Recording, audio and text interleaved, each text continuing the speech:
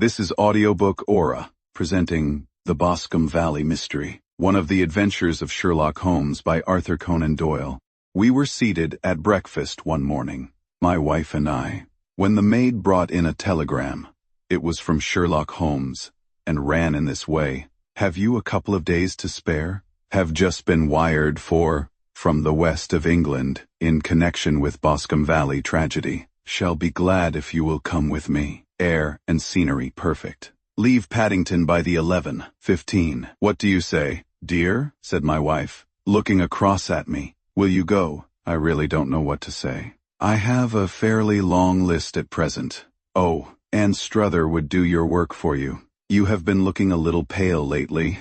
I think that the change would do you good, and you are always so interested in Mr. Sherlock Holmes cases. I should be ungrateful if I were not. Seeing what I gained through one of them, I answered, "But if I am to go, I must pack at once, for I have only half an hour." My experience of camp life in Afghanistan had at least had the effect of making me a prompt and ready traveler. My wants were few and simple, so that in less than the time stated I was in a cab with my valise, rattling away to Paddington Station. Sherlock Holmes was pacing up and down the platform, his tall, gaunt figure made even gaunter and taller by his long gray traveling cloak and close-fitting cloth cap. "It is really very good of you to come, Watson," said he. "It makes a considerable difference to me, having someone with me on whom I can thoroughly rely. Local aid is always either worthless or else biased.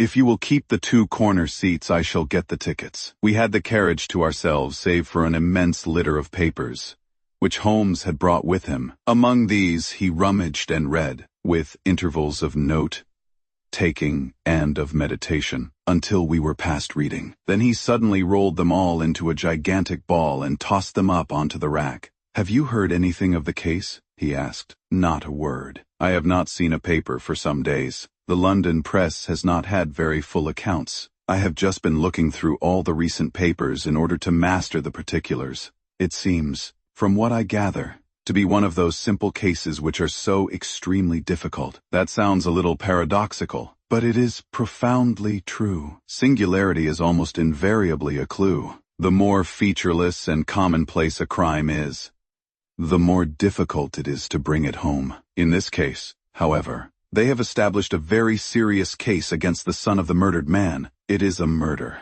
Then, well, it is conjectured to be so. I shall take nothing for granted until I have the opportunity of looking personally into it. I will explain the state of things to you, as far as I have been able to understand it, in a very few words. Boscombe Valley is a country district not very far from Ross, in Herefordshire. The largest landed proprietor in that part is a Mr. John Turner, who made his money in Australia and returned some years ago to the old country. One of the farms which he held, that of Hatherley, was let to Mr. Charles McCarthy, who was also an ex-Australian. The men had known each other in the colonies, so that it was not unnatural that when they came to settle down they should do so as near each other as possible. Turner was apparently the richer man, so McCarthy became his tenant, but still remained, it seems, upon terms of perfect equality, as they were frequently together. McCarthy had one son, a lad of 18,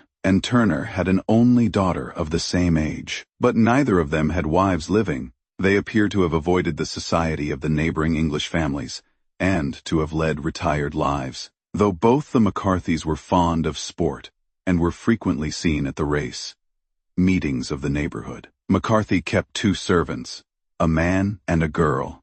Turner had a considerable household, some half-dozen at the least. That is as much as I have been able to gather about the families. Now for the facts. On June Fayard, that is, on Monday last, McCarthy left his house at Hatherley about 3 in the afternoon and walked down to the Boscombe Pool, which is a small lake formed by the spreading out of the stream which runs down the Boscombe Valley. He had been out with his serving man in the morning at Ross, and he had told the man that he must hurry, as he had an appointment of importance to keep at 3. From that appointment he never came back alive. From Hatherley farmhouse to the Boscombe Pool is 1/4 of a mile, and 2 people saw him as he passed over this ground. One was an old woman, whose name is not mentioned, and the other was William Crowder, a game keeper in the employ of Mr. Turner.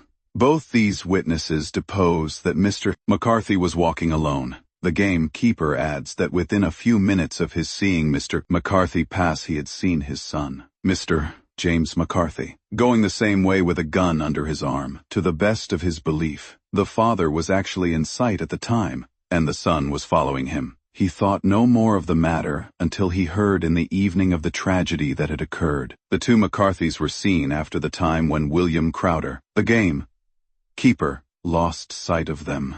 The Boscombe pool is thickly wooded round, with just a fringe of grass and of reeds round the edge. A girl of 14, Patience Moran, who is the daughter of the lodge keeper of the Boscombe Valley estate, was in one of the woods picking flowers. She states that while she was there she saw, at the border of the wood and close by the lake, Mr. McCarthy and his son, and that they appeared to be having a violent quarrel. She heard Mr. McCarthy the elder using very strong language to his son, and she saw the latter raise up his hand as if to strike his father. She was so frightened by their violence that she ran away and told her mother when she reached home that she had left the two McCarthys quarreling near Boscombe Pool, and that she was afraid that they were going to fight. She had hardly said the words when young Mr. McCarthy came running up to the lodge to say that he had found his father dead in the wood, and to ask for the help of the lodge keeper. He was much excited, without either his gun or his hat,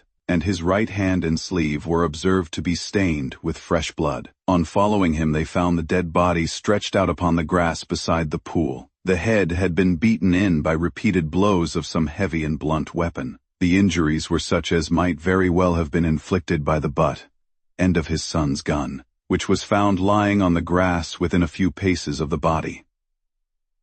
Under these circumstances the young man was instantly arrested, and a verdict of willful murder having been returned at the inquest on Tuesday, he was on Wednesday brought before the magistrates at Ross, who have referred the case to the next assizes. Those are the main facts of the case as they came out before the coroner and the police court. I could hardly imagine a more damning case, I remarked. If ever circumstantial evidence pointed to a criminal, it does so here. Circumstantial evidence is a very tricky thing, answered Holmes thoughtfully. It may seem to point very straight to one thing, but if you shift your own point of view a little, you may find it pointing in an equally uncompromising manner to something entirely different. It must be confessed, however, that the case looks exceedingly grave against the young man, and it is very possible that he is indeed the culprit. There are several people in the neighborhood, however, and among them Miss Turner, the daughter of the neighboring landowner, who believe in his innocence,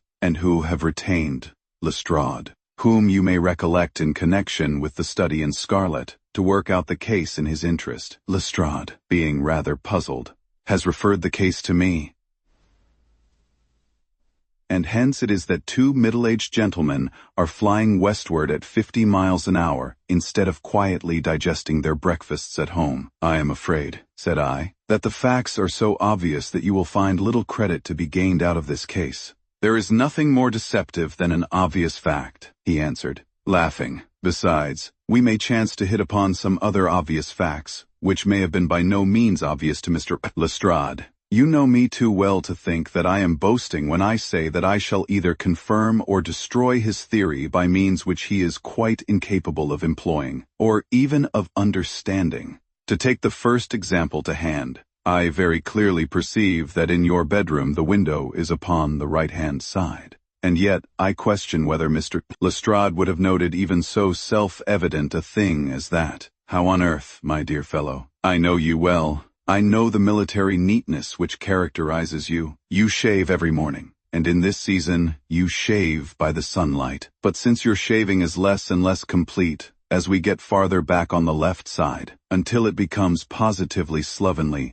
as we get round the angle of the jaw, it is surely very clear that that side is less illuminated than the other. I could not imagine a man of your habits looking at himself in an equal light and being satisfied with such a result. I only quote this as a trivial example of observation and inference.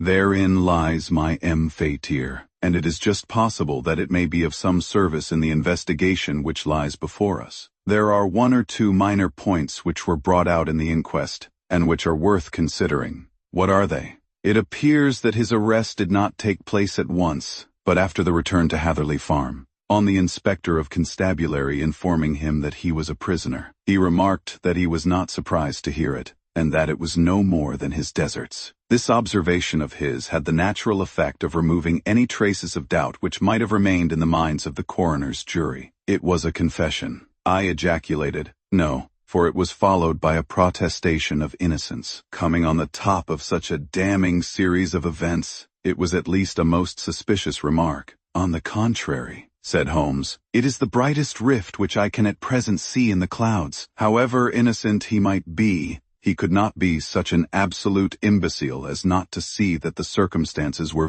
very black against him.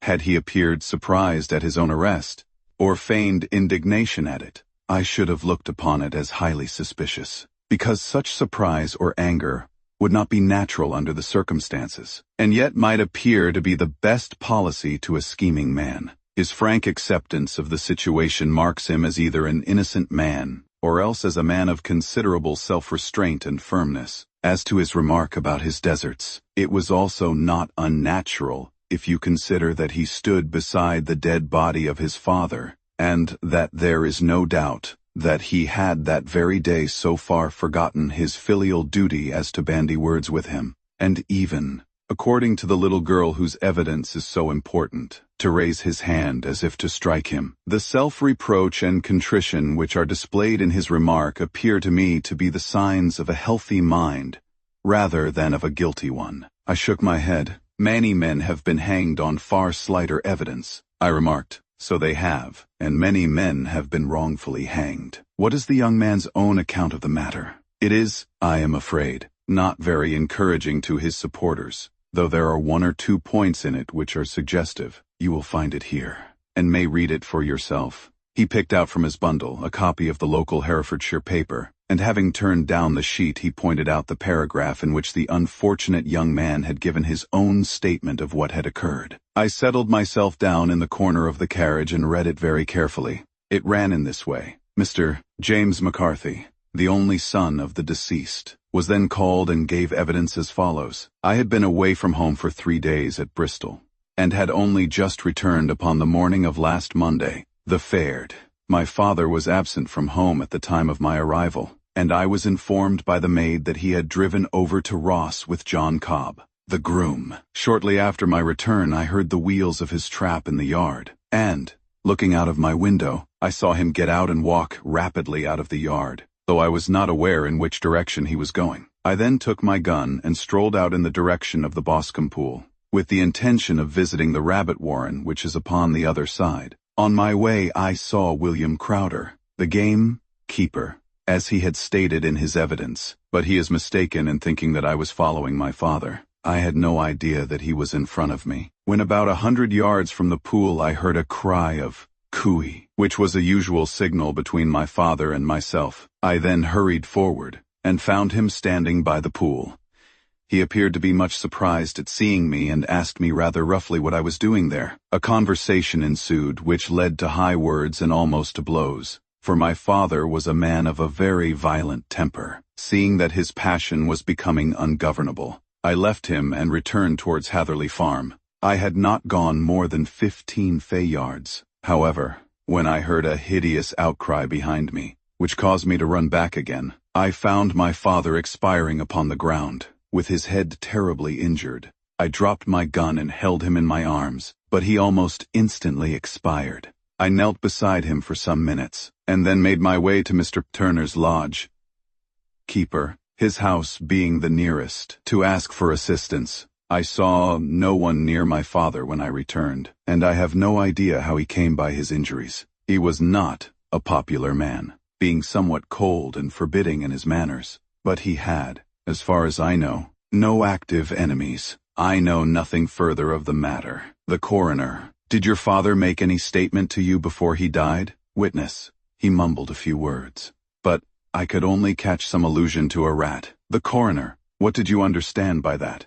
Witness: It conveyed no meaning to me. I thought that he was delirious. The coroner. What was the point upon which you and your father had this final quarrel? Witness. I should prefer not to answer. The coroner. I am afraid that I must press it. Witness. It is really impossible for me to tell you. I can assure you that it has nothing to do with the sad tragedy which followed. The coroner. That is for the court to decide. I need not point out to you that your refusal to answer will prejudice your case considerably in any future proceedings which may arise. Witness. I must still refuse. The coroner. I understand that the cry of cooee was a common signal between you and your father? Witness. It was. The coroner. How was it, then, that he uttered it before he saw you, and before he even knew that you had returned from Bristol? Witness. With considerable confusion. I do not know. A juryman. Did you see nothing which aroused your suspicions when you returned on hearing the cry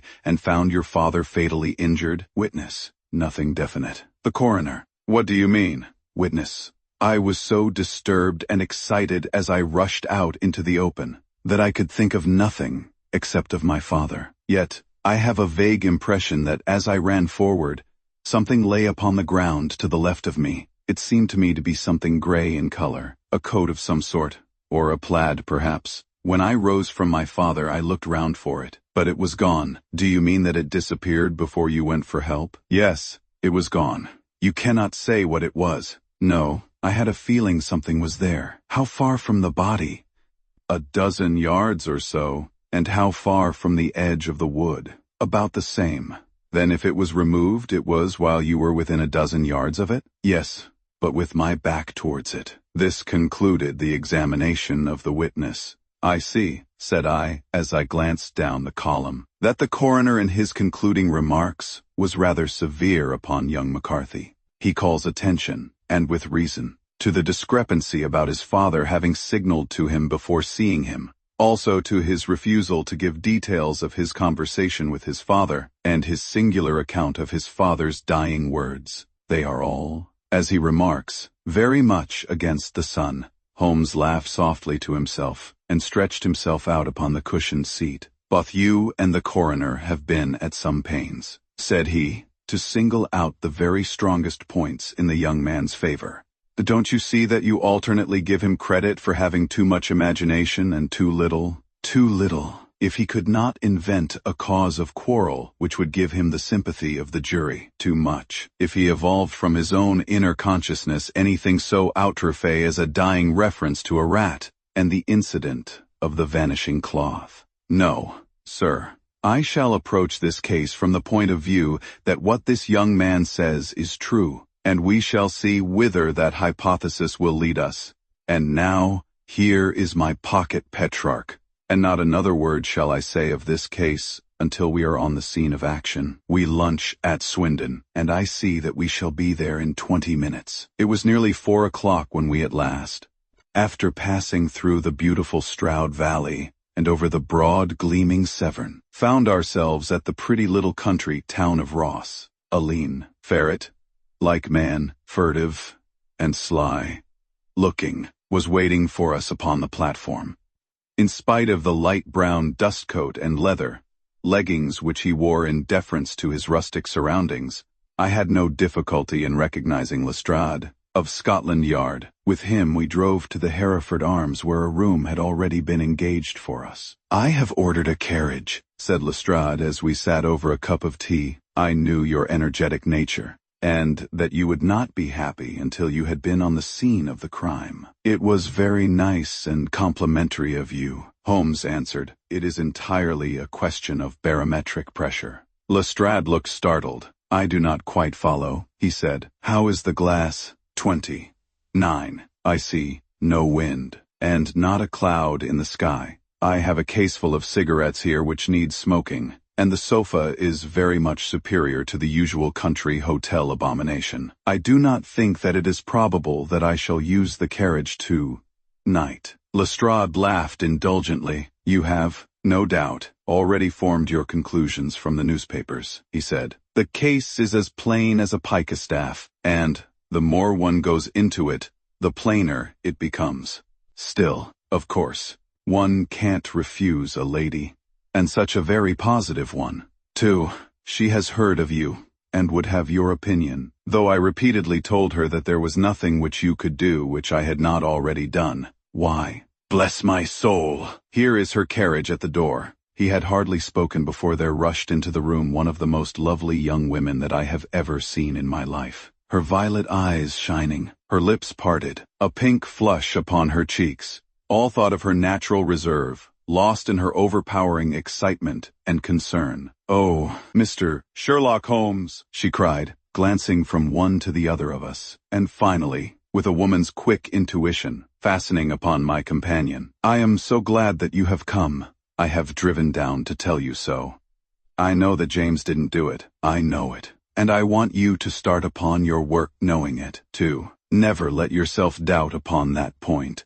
We have known each other since we were little children, and I know his faults as no one else does, but he is too tender-hearted to hurt a fly. Such a charge is absurd to anyone who really knows him. I hope we may clear him, Miss Turner," said Sherlock Holmes. "You may rely upon my doing all that I can. But you have read the evidence. You have formed some conclusion. Do you not see some loophole, some flaw? Do you not yourself think that he is innocent? I think that it is very probable. There. Now," she cried, throwing back her head and looking defiantly at Lestrade. "You hear? He gives me hopes." Lestrade shrugged his shoulders. "I am afraid that my colleague has been a little quick in forming his conclusions," he said. "But he is right." "Oh, I know that he is right. James never did it. And about his quarrel with his father, I am sure that the reason why he would not speak about it to the coroner was because I was concerned in it." "In what way?" asked Holmes. "It is no time for me to hide anything. James and his father had many disagreements about me. Mr. McCarthy was very anxious that there should be a marriage between us. James and I have always loved each other as brother and sister. But of course he is young, and has seen very little of life yet.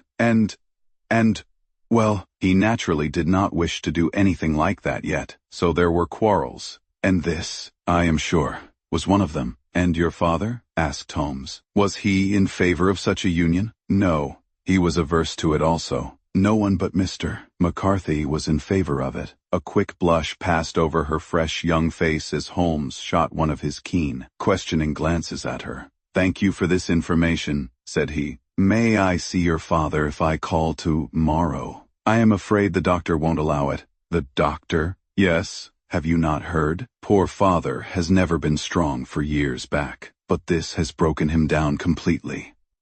He has taken to his bed, and Dr. Willows says that he is a wreck and that his nervous system is shattered. Mr. McCarthy was the only man alive who had known Dad in the old days in Victoria." "Ha! In Victoria. That is important." "Yes, at the mines." "Quite so. At the gold mines, where, as I understand, Mr. Turner made his money." "Yes, certainly." "Thank you, Miss Turner. You have been of material assistance to me. You will tell me if you have any news tomorrow. No doubt you will go to the prison to see James." "Oh, if you do, Mr. Holmes, do tell him that I know him to be innocent." "I will, Miss Turner. I must go home now, for Dad is very ill, and he misses me so if I leave him. Goodbye, and God help you in your undertaking." She hurried from the room as impulsively as she had entered, and we heard the wheels of her carriage rattle off down the street. "I am ashamed of you, Holmes," said Lestrade with dignity after a few minutes' silence. "Why should you raise up hopes which you are bound to disappoint? I am not over-tender of heart, but I call it cruel. I think that I see my way to clearing James McCarthy," said Holmes. "Have you an order to see him in prison?" "Yes, but only for you and me. Then I shall reconsider my resolution about going out. We have still time to take a train to Hereford and see him too." "Night. Ample. Then let us do so, Watson. I fear that you will find it very slow, but I shall only be away a couple of hours." I walked down to the station with them, and then wandered through the streets of the little town, finally returning to the hotel, where I lay upon the sofa and tried to interest myself in a yellow-backed novel. The puny plot of the story was so thin, however, when compared to the deep mystery through which we were groping, and I found my attention wander so continually from the action to the fact, that I at last flung it across the room and gave myself up entirely to a consideration of the events of the day. Supposing that this unhappy young man's story were absolutely true, then what hellish thing, what absolutely unforeseen and extraordinary calamity could have occurred between the time when he parted from his father and the moment when, drawn back by his screams, he rushed into the glade? It was something terrible and deadly. What could it be? Might not the nature of the injuries reveal something to my medical instincts? I rang the bell and called for the weekly county paper, which contained a verbatim account of the inquest. In the surgeon's deposition, it was stated that the posterior third of the left parietal bone and the left half of the occipital bone had been shattered by a heavy blow from a blunt weapon. I marked the spot upon my own head. Clearly such a blow must have been struck from behind. That was to some extent in favor of the accused, as when seen quarreling, he was face to face with his father. Still, it did not go for very much, for the older man might have turned his back before the blow fell. Still, it might be worthwhile to call Holmes' attention to it. Then there was the peculiar dying reference to a rat. What could that mean? It could not be delirium. A man dying from a sudden blow does not commonly become delirious. No. It was more likely to be an attempt to explain how he met his fate, but what could it indicate? I cudgeled my brains to find some possible explanation.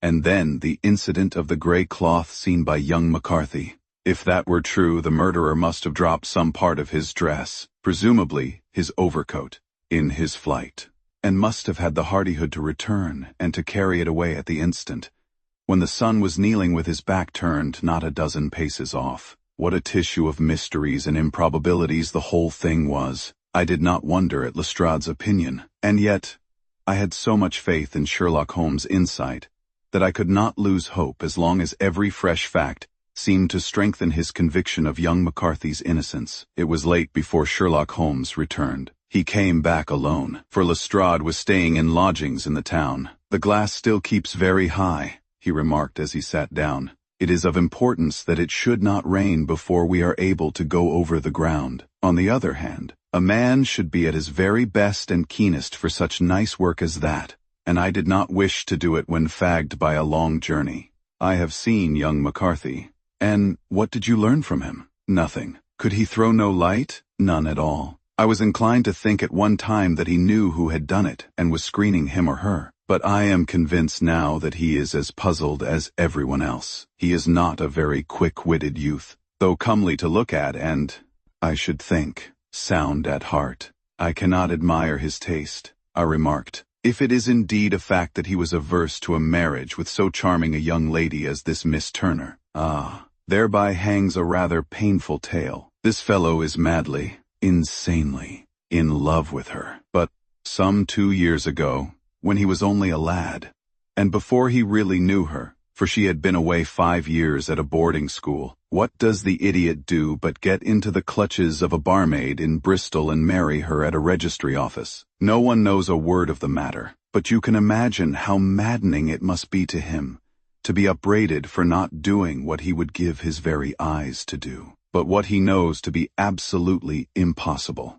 It was sheer frenzy of this sort which made him throw his hands up into the air when his father, at their last interview, was goading him on to propose to Miss Turner. On the other hand, he had no means of supporting himself, and his father, who was by all accounts a very hard man, would have thrown him over utterly had he known the truth. It was with his barmaid wife that he had spent the last 3 days in Bristol, and his father did not know where he was. Mark that point. It is of importance. Good has come out of evil, however, for the barmaid. Finding from the papers that he is in serious trouble and likely to be hanged, has thrown him over utterly, and has written to him to say that she has a husband already in the Bermuda dockyard, so that there is really no tie between them. I think that that bit of news has consoled young McCarthy for all that he has suffered. But, if he is innocent, who has done it? Who? I would call your attention very particularly to 2 points. One is that the murdered man had an appointment with someone at the pool, and that the someone could not have been his son, for his son was away, and he did not know when he would return. The second is that the murdered man was heard to cry, "Cooey," before he knew that his son had returned. Those are the crucial points upon which the case depends, and now let us talk about George Meredith, if you please, and we shall leave all minor matters until tomorrow. There was no rain, as Holmes had foretold, and the morning broke bright and cloudless. At 9 o'clock Lestrade called for us with the carriage, and we set off for Hatherley Farm and the Boscombe Pool. "There is serious news this morning," Lestrade observed. "It is said that Mr. Turner of the Hall is so ill that his life is despaired of." "An elderly man, I presume?" said Holmes. "About 60. But his constitution has been shattered by his life abroad, and he has been in failing health for some time. This business has had a very bad effect upon him. He was an old friend of McCarthy's, and, I may add, a great benefactor to him, for I have learned that he gave him Hatherley Farm rent-free." "Indeed, that is interesting," said Holmes. "Oh, yes, in 100 other ways he has helped him. Everybody about here speaks of his kindness to him. Really, does it not strike you as a little singular that this McCarthy, who appears to have had little of his own, and to have been under such obligations to Turner, should still talk of marrying his son to Turner's daughter, who is, presumably, heiress to the estate, and that in such a very cocksure manner, as if it were merely a case of a proposal and all else would follow? It is the more strange, since we know that Turner himself was averse to the idea. The daughter told us as much. Do you not deduce something from that?" "We have got to the deductions and the inferences," said Lestrade, winking at me. "I find it hard enough to tackle facts, Holmes, without flying away after theories and fancies." "You are right," said Holmes demurely. "You do find it very hard to tackle the facts. Anyhow, I have grasped one fact which you seem to find it difficult to get hold of," replied Lestrade with some warmth, "and that is, that McCarthy Sr. met his death from McCarthy Jr., and that all theories to the contrary are the merest moonshine." "Well, moonshine is a brighter thing than fog," said Holmes, laughing. "But I am very much mistaken if this is not Hatherley Farm upon the left." "Yes, that is it." It was a widespread, comfortable-looking building, 2-storied, slate-roofed, with great yellow blotches of lichen upon the grey walls. The drawn blinds and the smokeless chimneys, however, gave it a stricken look, as though the weight of this horror still lay heavy upon it. We called at the door, when the maid, at Holmes' request, showed us the boots which her master wore at the time of his death, and also a pair of the son's, though not the pair which he had then had. Having measured these very carefully from 7 or 8 different points, Holmes desired to be led to the court-yard, from which we all followed the winding track which led to Boscombe Pool. Sherlock Holmes was transformed when he was hot upon such a scent as this. Men who had only known the quiet thinker and logician of Baker Street would have failed to recognize him. His face flushed and darkened.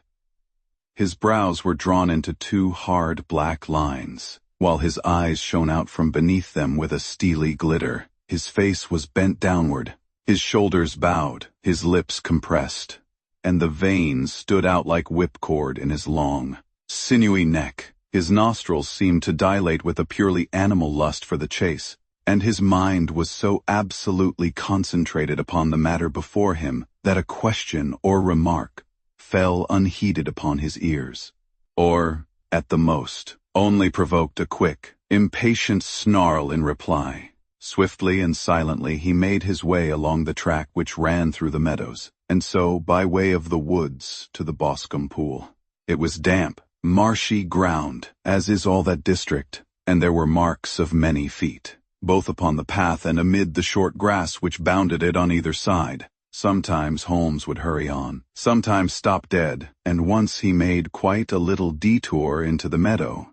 Lestrade and I walked behind him, the detective indifferent and contemptuous, while I watched my friend with the interest which sprang from the conviction that every one of his actions was directed towards a definite end. The Boscombe Pool, which is a little reed-girt sheet of water some 50 yards across, is situated at the boundary between the Hatherley Farm and the private park of the wealthy Mr. Turner. Above the woods which lined it upon the farther side, we could see the red, jutting pinnacles which marked the site of the rich landowner's dwelling. On the Hatherley side of the pool, the woods grew very thick, and there was a narrow belt of sodden grass, 20 paces across between the edge of the trees and the reeds which lined the lake. Lestrade showed us the exact spot at which the body had been found, and, indeed, so moist was the ground that I could plainly see the traces which had been left by the fall of the stricken man. To Holmes, as I could see by his eager face and peering eyes, very many other things were to be read upon the trampled grass. He ran round, like a dog who is picking up a scent, and then turned upon my companion.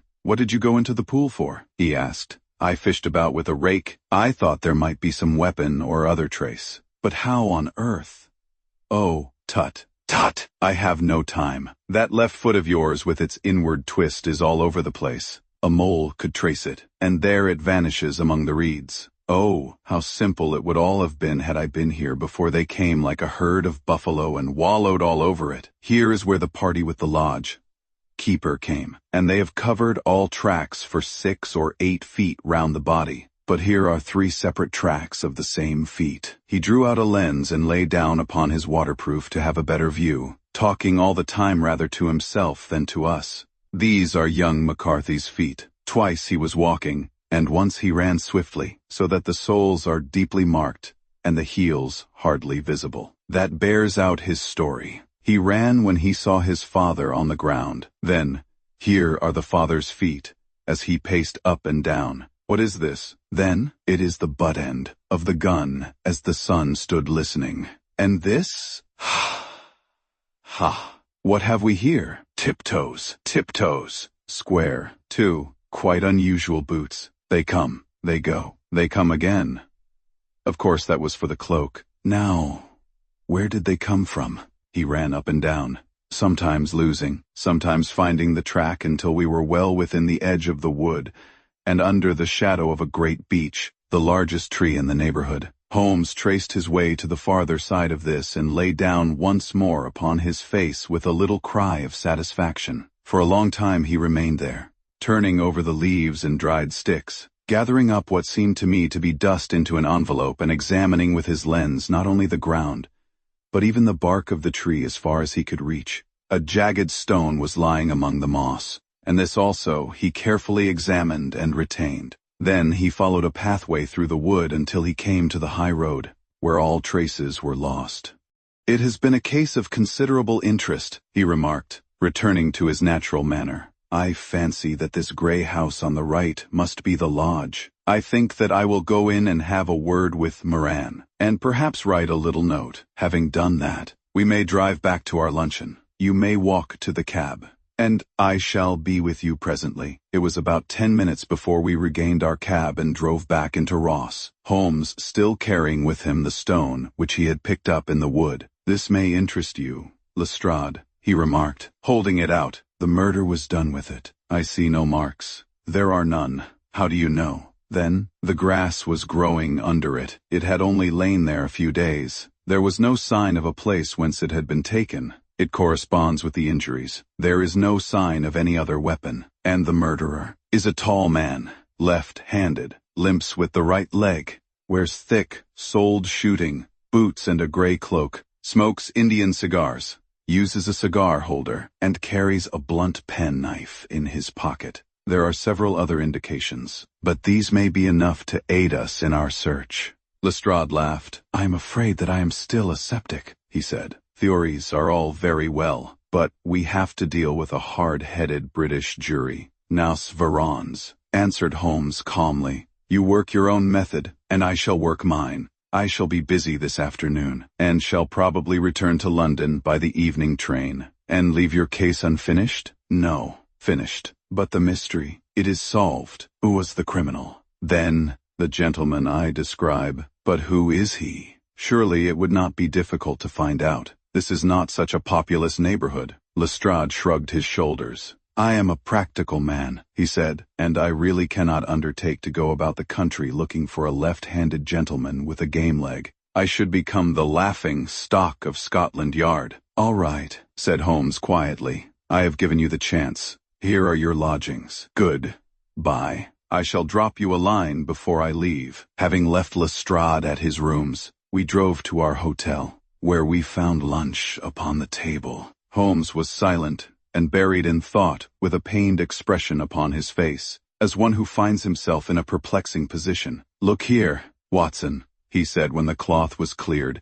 "Just sit down in this chair and let me preach to you for a little. I don't know quite what to do, and I should value your advice. Light a cigar, and let me expound." "Pray do so." "Well, now, in considering this case, there are 2 points about young McCarthy's narrative which struck us both instantly, although they impressed me in his favor and you against him. One was the fact that his father should, according to his account, cry cooey before seeing him. The other was his singular dying reference to a rat. He mumbled several words.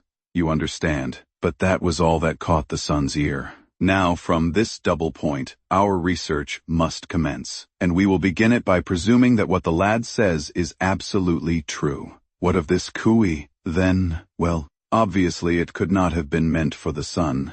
The son, as far as he knew, was in Bristol. It was mere chance that he was within earshot. The cooey was meant to attract the attention of whoever it was that he had the appointment with. But cooey is a distinctly Australian cry, and one which is used between Australians. There is a strong presumption that the person whom McCarthy expected to meet him at Boscombe Pool was someone who had been in Australia. What of the rat, then? Sherlock Holmes took a folded paper from his pocket and flattened it out on the table. "This is a map of the colony of Victoria," he said. "I wired to Bristol for it last night." He put his hand over part of the map. "What do you read?" "A rat," I read. "And now?" He raised his hand. "Ballarat?" "Quite so." That was the word the man uttered, and of which his son only caught the last 2 syllables. He was trying to utter the name of his murderer. "So and so, of Ballarat." "It is wonderful," I exclaimed. "It is obvious. And now, you see, I had narrowed the field down considerably. The possession of a grey garment was a third point which, granting the son's statement to be correct, was a certainty. We have come now out of mere vagueness to the definite conception of an Australian from Ballarat, with a grey cloak. Certainly, and one who was at home in the district, for the pool can only be approached by the farm or by the estate, where strangers could hardly wander. Quite so. Then comes our expedition of today. By an examination of the ground, I gained the trifling details which I gave to that imbecile Lestrade, as to the personality of the criminal. But how did you gain them? You know my method. It is founded upon the observation of trifles. His height. I know that you might roughly judge from the length of his stride. His boots, too, might be told from their traces. Yes, they were peculiar boots. But his lameness? The impression of his right foot was always less distinct than his left. He put less weight upon it. Why? Because he limped. He was lame, but his left-handedness. You were yourself struck by the nature of the injury as recorded by the surgeon at the inquest. The blow was struck from immediately behind, and yet was upon the left side. Now, how can that be unless it were by a left-handed man? He had stood behind that tree during the interview between the father and son. He had even smoked there. I found the ash of a cigar, which my special knowledge of tobacco ashes enables me to pronounce as an Indian cigar. I have, as you know, devoted some attention to this, and written a little monograph on the ashes of 140 different varieties of pipe, cigar, and cigarette tobacco. Having found the ash, I then looked round and discovered the stump among the moss where he had tossed it. It was an Indian cigar, of the variety which are rolled in Rotterdam. And the cigar holder? I could see that the end had not been in his mouth. Therefore he used a holder. The tip had been cut off, not bitten off, but the cut was not a clean one. So I deduced a blunt penknife. Holmes, I said, you have drawn a net round this man from which he cannot escape. And you have saved an innocent human life as truly as if you had cut the cord which was hanging him. I see the direction in which all this points. The culprit is Mr. John Turner, cried the hotel waiter,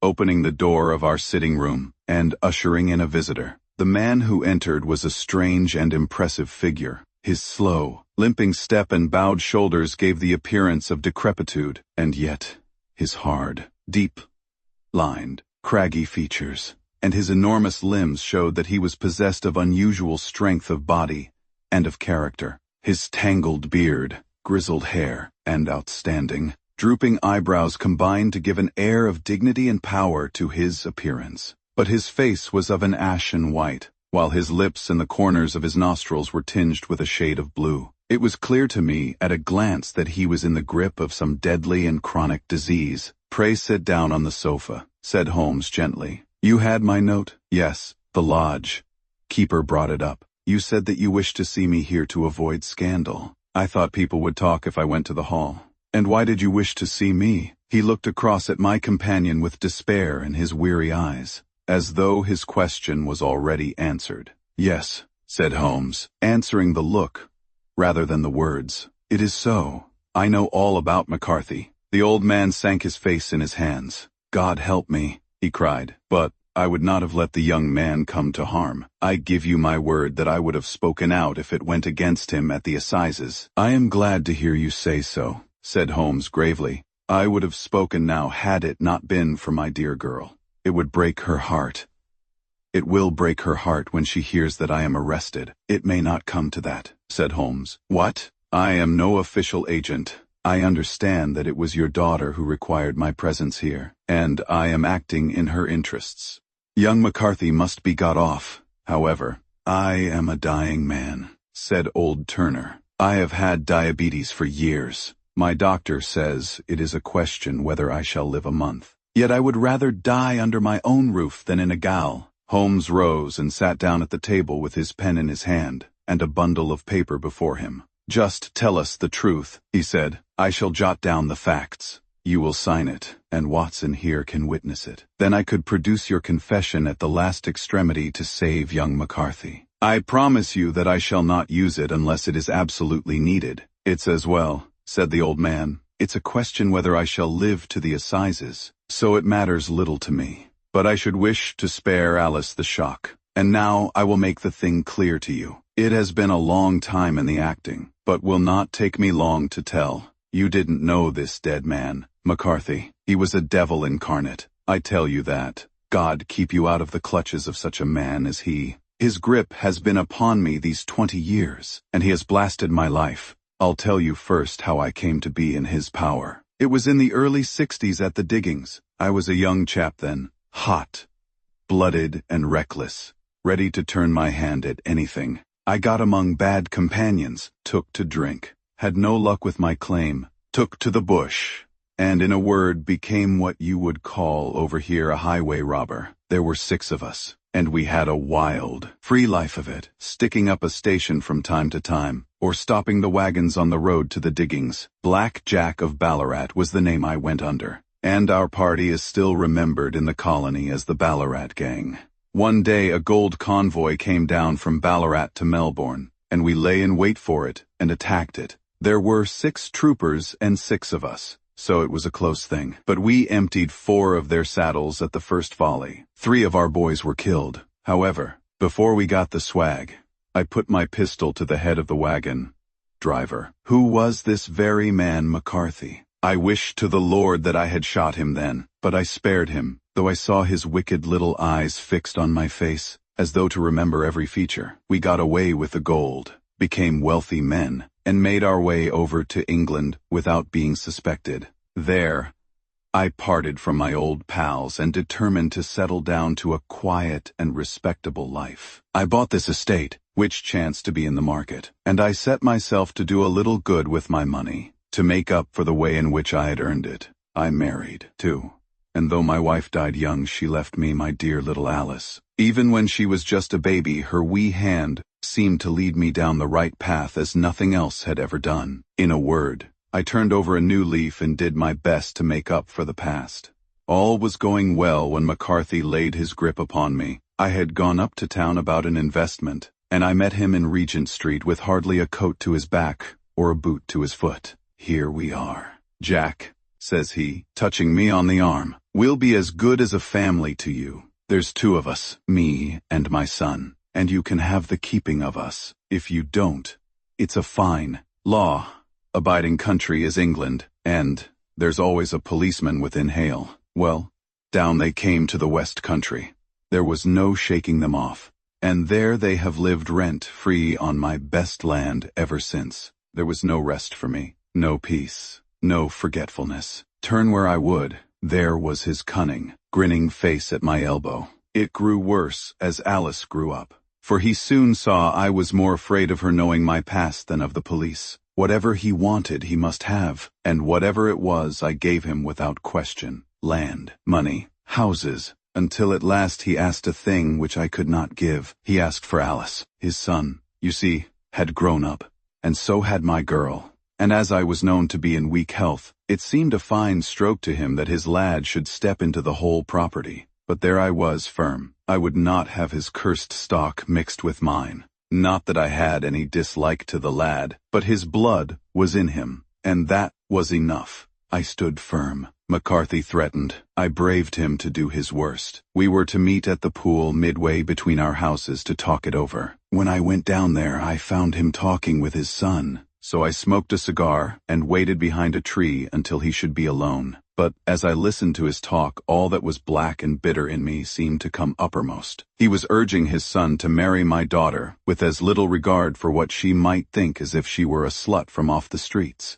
It drove me mad to think that I and all that I held most dear should be in the power of such a man as this. Could I not snap the bond? I was already a dying and a desperate man, though clear of mind and fairly strong of limb. I knew that my own fate was sealed, but my memory and my girl, both could be saved if I could but silence that foul tongue. I did it, Mr. Holmes. I would do it again, deeply as I have sinned. I have led a life of martyrdom to atone for it, but that my girl should be entangled in the same meshes which held me was more than I could suffer. I struck him down with no more compunction than if he had been some foul and venomous beast. His cry brought back his son, but I had gained the cover of the wood, though I was forced to go back to fetch the cloak which I had dropped in my flight. That is the true story, gentlemen, of all that occurred. Well, it is not for me to judge you, said Holmes, as the old man signed the statement which had been drawn out. I pray that we may never be exposed to such a temptation. I pray not, sir. And what do you intend to do, in view of your health? Nothing. You are yourself aware that you will soon have to answer for your deed at a higher court than the assizes. I will keep your confession, and if McCarthy is condemned, I shall be forced to use it. If not, it shall never be seen by mortal eye, and your secret, whether you be alive or dead, shall be safe with us. Farewell. Then, said the old man solemnly, your own deathbeds, when they come, will be the easier for the thought of the peace which you have given to mine. Tottering and shaking in all his giant frame, he stumbled slowly from the room. God help us, said Holmes after a long silence. Why does fate play such tricks with poor, helpless worms? I never hear of such a case as this that I do not think of Baxter's words, and say, there, but, for the grace of God, go Sherlock Holmes. James McCarthy was acquitted at the assizes on the strength of a number of objections which had been drawn out by Holmes, and submitted to the defending counsel. Old Turner lived for 7 months after our interview, but he is now dead, and there is every prospect that the son and daughter may come to live happily together in ignorance of the black cloud which rests upon their past. This story ends here, but the aura continues. Subscribe for the next adventure.